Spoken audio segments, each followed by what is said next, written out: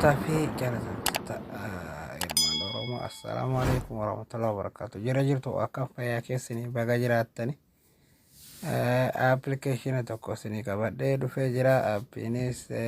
Aappii sagalee kennu yoo namaa kennu keessattuu warra shamarranii sagalee nama guddaa fakkeessuudhaan ijoollee fakkeessuudhaan waan adda addaa jechuudha. Akkasuma dheerisi kanaaf wal erguudhaaf baay'ee tokko waan namatti tola jedhee yaada. Kanaaf appilikeeshinii isa kana fakkeenya isa kana jechuudha. Isa kana jechuudha. Isa grill VO charger jedhu kana jechuudha. Kanaaf seenaa lumaan ilaalaa warra agarraa YouTube kiyya faratata YouTube kiyya seenaa subscribe naa godha ilmaan Oromoo sinin jira YouTube kiyya fatiin kabaaleedha. Isa kana jechuudha. Waan baay'ee dha'iifaa dhiifama.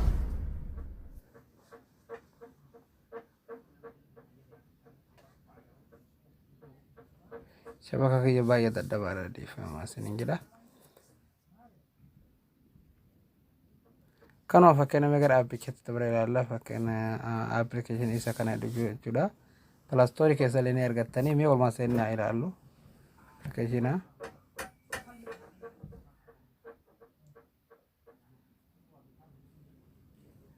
Anamoo waan dura fakkeenya seenee jiruu fi yeroo gosoon tan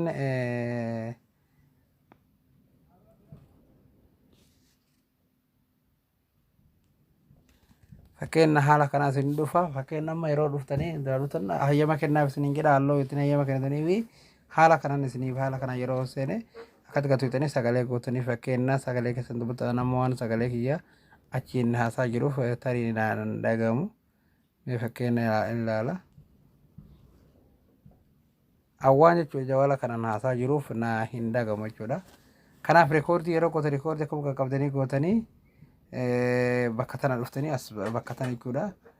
Yangi londiyaa smalling badii jedha yeersi badii jedha fakkeenya kanaaf asirra gadoo kana jechuudha. Sadii kudhan kudha jaha 21 fakkeenya lakkoofsa gamanarraa kana haala kana sentanii fakkeenya ammas biittoo bakka tana tanii tabsiiftanii as keessa sagalee akkasinitti erge fakkeenya Telegram messenger adda addaatiin nama erguu dandeessanii itaa kan gootanii rabaatan erguudha fakkeenya mallattoo fuula dura xixiqqoo sadii sana tuqxanii yeroo tuqxan save recording kana jira kana dhiiftanii fakkeenya xirrii waan adda addaa irra kaachuu dandeessanii fakkeenya share kayyoo kana tuqxanii haala kanaan nama erguu dandeessan jechuudha. Share kayyoo kana tuqxanii as tuqxanii share kayyoo kana fakkeenya karaa email karaa WhatsApp nama erguu dandeessanii baay'ee salphaadha.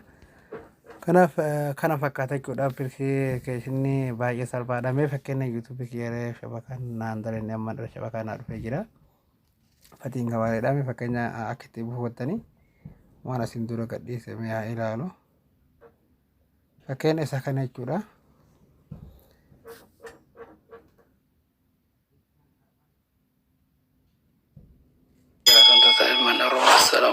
Amma fakkeenya haala kana tutanii dhufee bakka tana barruu sana tutanii azala linkii tan amma azala waan linkii ani kaa'ee hin jiru fakkeenya kana hin kenne azala buufatanii linkii isaa kana tunnaan azala argattanii fakkeenya kan biraa isin agarsiisu dhiifama akka isiniif galuudhaafi.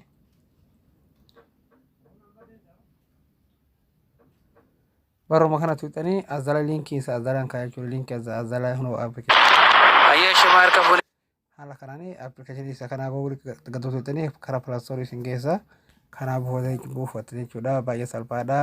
Buufadhaatti fayyadamaa isin jedha. Laak sheer godha. Dagatina waliif ergaa isin jedha. Ajjabaadhaa gabaarsa biraatti walitti eebbisu. Assalaamu alaikum warahmatullahi wabarakatuh.